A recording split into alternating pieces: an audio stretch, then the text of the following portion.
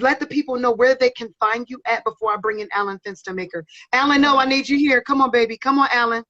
Come on, Alan. Come on, Alan. Hola, Eduardo, ¿cómo estás? On Instagram, I don't know if you can see my handle thing up there, but if you can, it's the letter J. Oh, what's up? The letter J underscore Hey, how's it Rodriguez going? 418. Doing great, doing great. You can find Everybody me on introducing. Twitter. You can find me on Twitter at RRWWE. And also, if you go on the number 3 Legacies on Twitter as well. Party Marty, we're gonna get with you in just a moment. I'm giving the floor to my co-host, which is also my photographer and also my stenographer, and he's been shooting me for years, and he loves wrestling. He has his own platform. I'm gonna let him introduce himself and what he does, and he lives for the wrestling federations. Go on, Alan Finstermaker, take it over. Hey, my name is Alan Fenstermaker, and I do some stuff with Top Rope TV as well as Pro Wrestling Archives. And how are you doing? Man? Doing good, Okay. doing good. Yeah, I know the signal's kind of wonky, so Yeah, you were going out just a little bit, Alan, just a little bit. You were a little faded away, just a little bit. But you should be good now. Say something. Can you hear me okay now? Yes, go on. How are you doing today, Ricardo? doing great, man, doing great. Just hanging out, enjoying this interview. Awesome, man. Yeah, my name's Alan Fenstermaker, and I'm with Top Rope TV and Pro Wrestling Archives, and I got some questions for you. First one is, Sure, man. what made you decide that you wanted to become a pro wrestler?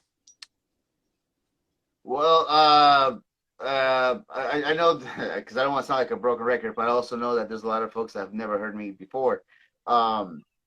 I was a big fan of lucha libre, which is the Mexican style, when I was a kid, and then eventually with time, we were here in the United States and kind of grew out of it, got into soccer for a little while, football, and then eventually I was watching WrestleMania. I want to say WrestleMania 17.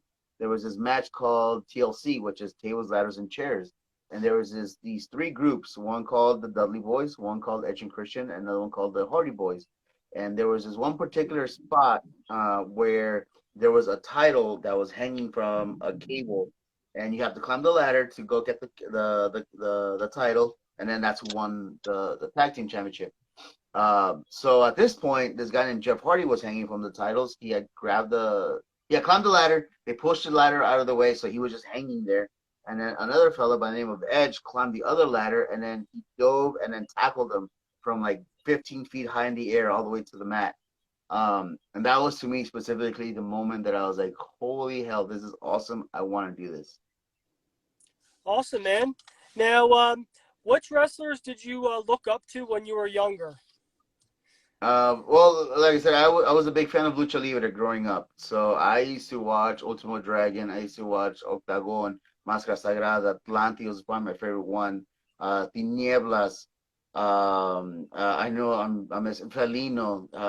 Dos Caras, Mil Máscaras. But once I got into American pro wrestling at a much later age, I would probably say the guys like, like I said, Jeff Hardy, Chris Jericho, Dean Malenko, Chris Benoit, Eddie Guerrero was my ultimate. Rey Mysterio. I loved Eddie Guerrero. Oh my God. Yeah, me too. I love Eddie Guerrero. Los Guerreros. Yep. Okay. Now, I saw that you were trained by Gangrel. Now, what was your experience like training with them?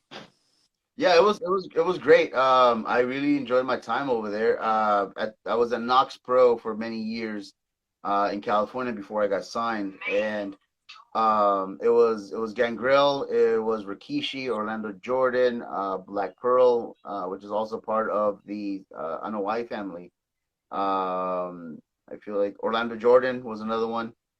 So it was definitely a great place to be. Awesome, man. Now, I also saw that you were in the Beyond Backyard Wrestling. Now, what was your experience with that? You cut off, I'm sorry. Oh, that you were with the Beyond Backyard Wrestling. What was your experience when you were doing that? So when I got out of high school, we were kind of just goofing around, and then I ended up finding these backyard guys in Los Angeles, and the advantage that they had over other places, other little backyard feds, was that they had a pro wrestling ring.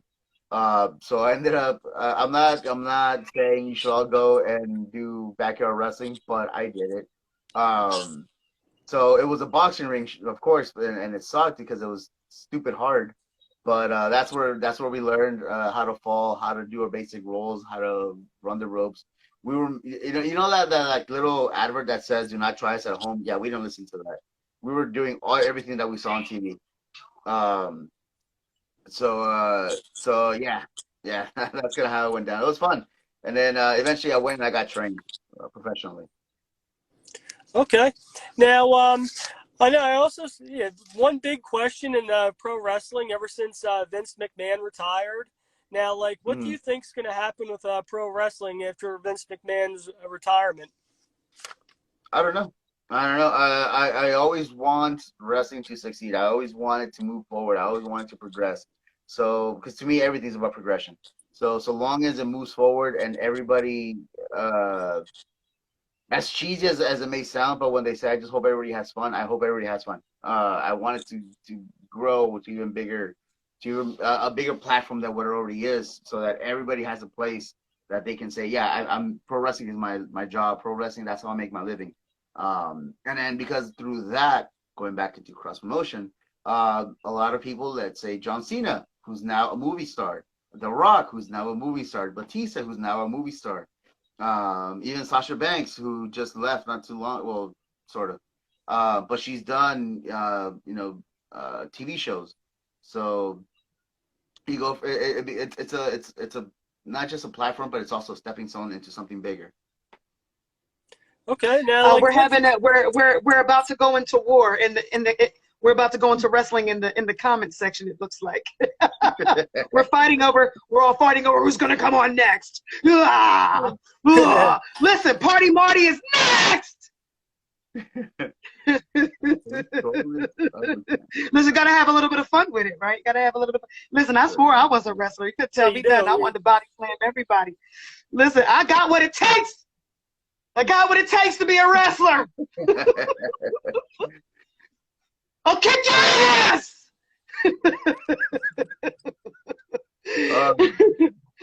So he said, "I want to be next on Instagram."